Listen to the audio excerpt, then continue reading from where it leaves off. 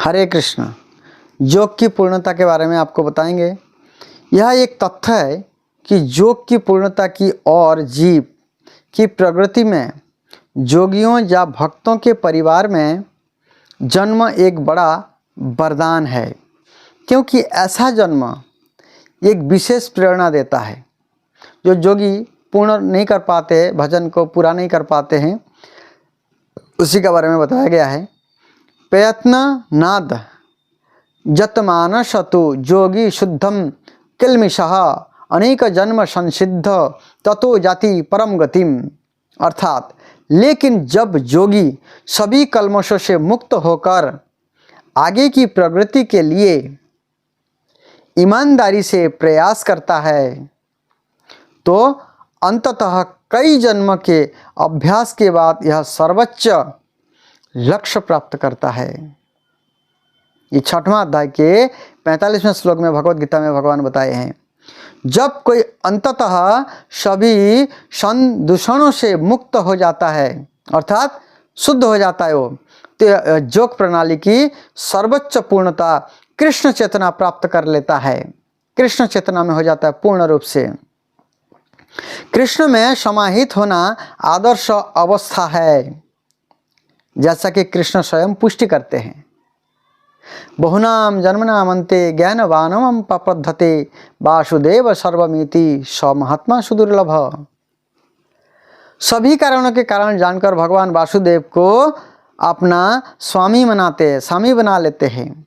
वही योग की पूर्णता। कई जन्म और मृत्यु के बाद जो वास्तव में ज्ञान में है, वह मुझे सभी कारण और सभी का कारण जानकर मेरे प्रति समर्पित करता है। वही भाग्यशाली है, वही जीव सर्वश्रेष्ठ है। ऐसे महान आत्मा बहुत दुर्लभ होते हैं। इस प्रकार कई जन्म तक पवित्र कार्य करने के बाद, केवल एक जन्म नहीं, कई जन्म तक अच्छे कार्य जब करते हैं तब ऐसे मौका मिलता है।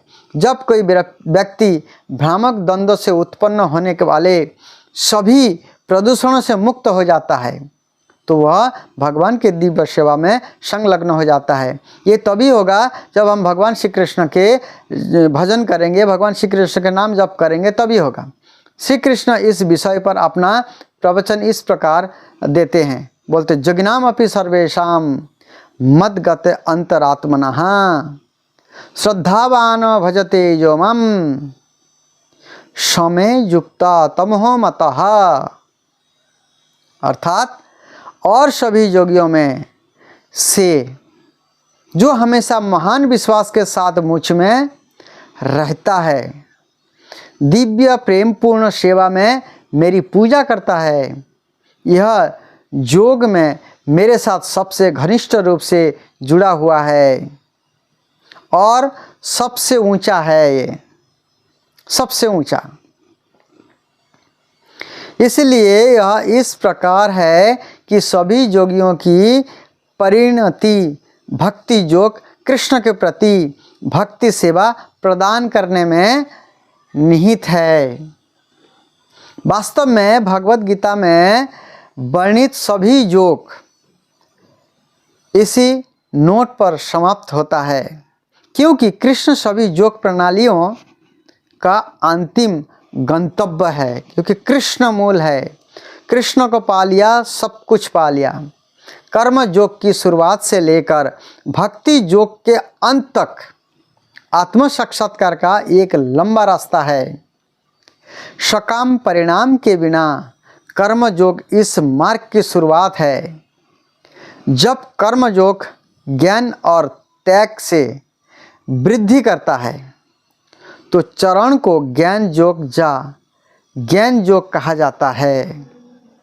जब ज्ञान योग विभिन्न शारीरिक प्रक्रियाओं द्वारा परमात्मा पर ध्यान बढ़ाता है और मन उस पर केंद्रित होता है तो उसे अष्टांग योग कहा जाता है। और जब कोई अष्टांग योग से आगे निकल जाता है और भगवान कृष्ण की पूजा करने लगता है तो उसे भक्ति योग की पराकाष्ठा कहा जाता है। तथात्मक रूप से भक्ति योग ही अंतिम लक्ष्य है, इसके ऊपर कुछ है ही नहीं। लेकिन भक्ति योग का सूक्ष्मता से विश्लेषण करने के लिए अन्य प्रक्रियाओं को समझना होगा। इसलिए जो योगी प्रगतिशील है वह शाश्वत सौभाग्य के सच्चे मार्ग पर है, ऐसे भगवान बता रहे। जो एक विशेष बिंदु पर अड़ा रहता है और आगे प्रगति नहीं करता है उसे उस विशेष नाम से बुलाया जाता है, कर्मयोगी या ज्ञान योगी या ध्यान योगी या राजयोगी या हठ योगी आदि है। लेकिन अगर कोई भाग्यशाली है, भक्ति योगी सर्वश्रेष्ठ कृष्ण चेतना के बिंदु तक आने के लिए पर्याप्त है, यह समझा जाना चाहिए कि उसके पास है। अन्य सभी योग प्रणालियों को पीछे छोड़ दिया। भक्ति योग कृष्ण चेतना योग श्रृंखला की अंतिम कड़ी है। यह कड़ी जो हमें परम पुरुष भगवान श्री कृष्ण से जोड़ती है। इस अंतिम लिंक के बिना श्रृंखला व्यावहारिक रूप से बेकार है। जो लोग वास्तव में योग प्रक्रिया की पूर्णता में रुचि रखते हैं उन्हें तुरंत हरे कृष्ण महामंत्र का जप करके भगवत गीता को समझकर कृष्ण चेतना को अपना लेना चाहिए और कृष्ण चेतना के लिए इस समाज के माध्यम से कृष्ण की सेवा करनी चाहिए और इस तरह अन्य सभी प्रणालियों को पार करना चाहिए और प्राप्त करना चाहिए। समस्त योग का अंतिम लक्ष्य कृष्ण प्रेम है। सभी योग मतलब जोड़ना, किससे जोड़ना? कृष्ण से जोड़ना, कृष्ण से प्रेम करना, यही जीवन का अंतिम लक्ष्य होना चाहिए।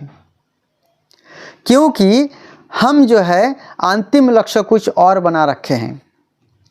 संसार की चीज़ें पाना चाहते हैं, यहाँ पर घर बना करके निवास करना चाहते हैं, इंद्र तृप्ति करना चाहते हैं, भोगना चाहते हैं और कुछ चाहते हैं। बड़ा बड़ा एक घर है, संतुष्ट नहीं है, दूसरा चाहिए, दूसरा है संतुष्ट नहीं है, तीसरा चाहिए और चाहिए, जितना है और चाहिए और चाहिए और चाहिए।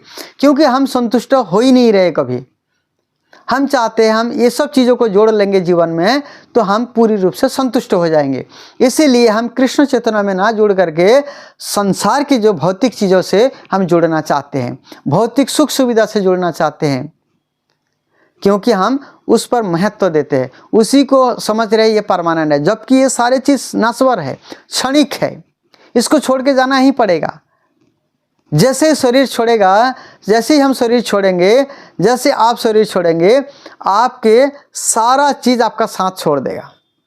धन साथ देते हैं तिजोरी तक, घर की पत्नी साथ देती है दरवाजे तक, आत्मीय स्वजन पुत्र परिजन साथ देते शमशान घाट तक। ये शरीर जिनको इतना खिलाते पिलाते इतना धन रखते हैं, ये केवल चिता तक साथ देंगे।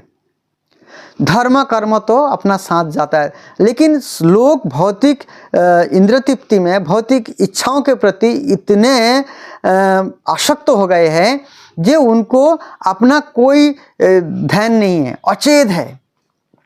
ये हमें कृष्ण चेतना में जाना है, कृष्ण के भजन में लगना है, कृष्ण की सेवा करना है, इस संसार से मुझे निकालना है, आध्यात्मिक जगत में मुझे पहुंचना है। क्योंकि हम आत्मा है, हमें कोई ध्यान नहीं है। हम केवल भौतिक चीज़ों पर ज़्यादा आसक्त हो जाने के कारण हम सब कुछ भूले हुए हैं। हम इसी को परमानेंट समझ रहे हैं। आप थोड़ा सोचिए, जे हमारे दादा, उनके बाप, उनके दादा, आज कोई है? सब कुछ छोड़ के चले गए। लेकिन कर्मों का जो फल है वो आप इकट्ठा करके ले जाते हैं, हमें भोगना पड़ता है। इसलिए इस कर्म फल से हमें अपने आप को बचाना पड़ेगा। जो बचाते अपने आप को वही बुद्धिमानी है, वही बुद्धिमान व्यक्ति है, वही धनी व्यक्ति है। वास्तव में इस संसार के धन, इस शहर के धन दूसरे देश में नहीं चलता है। अब देख ही रहे, दूसरे देश में जाते हैं तो दूसरे देश का पैसा लेना पड़ता है। लेकिन यदि हम असली धन क्या है हमारा, कृष्ण चेतना धन, कृष्ण की सेवा करना, क्योंकि हम इस संसार से निकल तभी सकते हैं जब हम कृष्ण के आश्रय में रहेंगे या कृष्ण की सेवा में रहेंगे। कृष्ण ही हमें निकाल सकते हैं इस संसार से, दूसरा कोई नहीं निकाल सकता है, किसी के पास ये शक्ति है ही नहीं। और कलियुग में स्वयं चैतन्य महाप्रभु आकर के हमें निकालने का रास्ता बताए हैं। केवल निकालने का एक ही रास्ता है, हरे कृष्ण महामंत्र का जप, हरे कृष्ण कृष्ण कृष्ण हरे हरे, हरे राम राम राम हरे हरे। अन्य कोई साधन भी नहीं है, क्योंकि कलियुग में दूसरा कोई साधन हम कर ही नहीं सकते हैं। इसलिए श्री चैतन्य महाप्रभु ने कृपा करके हमारे ऊपर अन्य कोई साधन या अन्य कोई बंधन में हमें बांधे नहीं, कोई नियम हमें दिए नहीं। बोले तुम कैसा भी हो, जैसा भी रह सकते हो, कैसा भी रहो, धन नहीं है कोई बात नहीं, समय नहीं है कोई बात नहीं, काम करते रहो, नाम जप करते रहो। इतना सहज सरल विधि दिए हैं, फिर भी हम करना नहीं चाहते, क्योंकि हम सोचते हैं कि हमारी मृत्यु नहीं होने वाली है। इस वजह से जो है हम अपने आप को इस अंधेरे में रखे हैं। लेकिन मरना तो पड़ेगा सबको, ये शरीर छोड़ना पड़ेगा। लेकिन ये संसार के जितने भी संबंधों को आपने जुड़े हैं, जितने भी चीज़ों से अपने आप को रिश्ता जुड़े हैं, ये सब चला जाएगा। भगवान कहते हैं मृत्यु सर्वहरश्च अहम उद्भावम च भविष्यताम कीर्ति शिवा कच नारीणाम स्मृतिर्मेधाधिति क्षमा। मैं मृत्यु के रूप में आऊँगा, ऐसे मेरे शरण में नहीं आओगे कोई बात नहीं, बोले मैं मृत्यु के रूप में आऊँगा। तुम्हारा श्री धन बल ऐश्वर्य जितने भी सारे भौतिक चीज़ें हैं जो इकट्ठा किया है पाप कर करके, ये सब चीज़ों से मैं तुमको अलग कर दूंगा। फिर से कर्मवश तुमको कभी अभी मनुष्य शरीर दिया गया था, मनुष्य जैसा कर्म किया नहीं, फिर से पशु शरीर में, पेड़ पौधे के शरीर में, थोड़ा सा इंद्र तृप्ति के लिए, थोड़ा सा सुख के लिए महान जो है पनिशमेंट इंतजार कर रहा है। हम सोच रहे हैं यही परमानेंट है, लेकिन नहीं है। इसीलिए बुद्धिमान बने, कृष्ण भक्ति को अपनाएं, बोलने वाले कोई नहीं है, सब नरक ले जाने के लिए तैयार है, सब आपको हाथ पकड़ के खींचना चाहते हैं नरक की ओर। लेकिन कुछ गिने चुने साधु संत है, गिने चुने इसलिए क्योंकि सब अपने अपने रोटी सेक रहे हैं। कोई बोलते ये कर लो, कोई बोलते वो कर लो, कोई बोलते वो कर। सही चीज़ कौन दे रहा है आज के टाइम पे? लेकिन एक गौड़ीय वैष्णव है जो आपको सही रास्ता दिखा रहे हैं। कई संस्थाएं हम मिलते रहते हैं, बहुत अच्छे लोग उनको बहुत अच्छा मानते हैं, बहुत तपस्वी मानते हैं, लेकिन कोई भजन नहीं करते, एकादशी व्रत तक नहीं करते, जो मन में आता है वही करता है। ऊपर से दिखाते हैं हम बहुत तपस्वी है, कोई तपस्या नहीं कर रहे हैं। ऐसे लोगों के साथ जुड़ करके भी कोई फायदा होने वाला नहीं है। हाँ, थोड़ा बहुत इंटरटेनमेंट होगा, थोड़ा बहुत मन को तसल्ली होगा, हमने गुरु बना लिया जी, हमने बहुत अच्छा जगह पे जुड़ गया। लेकिन जब तक भजन नहीं करेंगे तब तक कुछ नहीं होने वाला। ये मैं नहीं कह रहा हूँ, शास्त्रों कह रहे हैं, शास्त्रों के वचन को मैं दोहरा रहा हूँ। मैं किसी के ईर्षा नहीं कर रहा हूँ, ना किसी से द्वेष कर रहा हूँ, ना मेरा कोई इसमें लाभ है, मैं तो अपना कर ही रहा हूँ।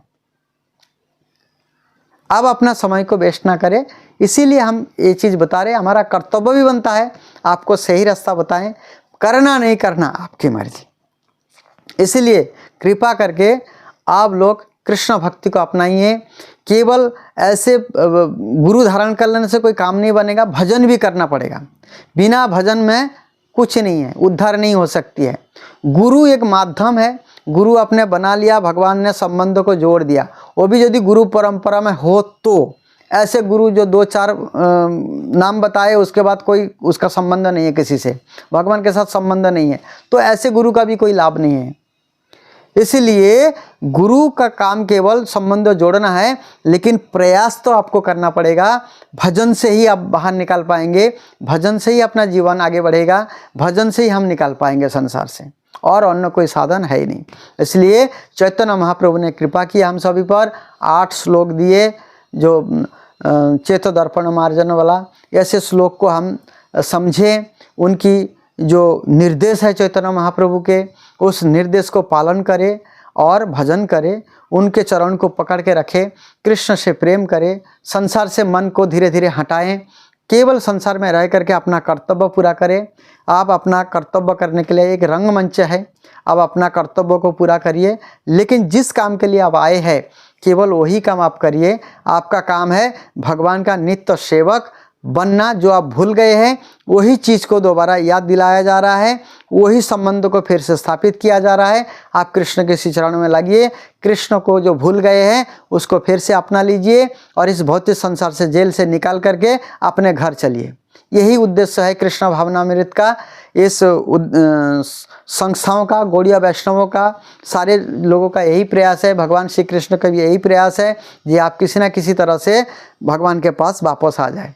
और कोई बाप नहीं चाहते जो बेटा हमसे दूर रहे, तकलीफ झेलते रहे, कष्ट झेलते रहे।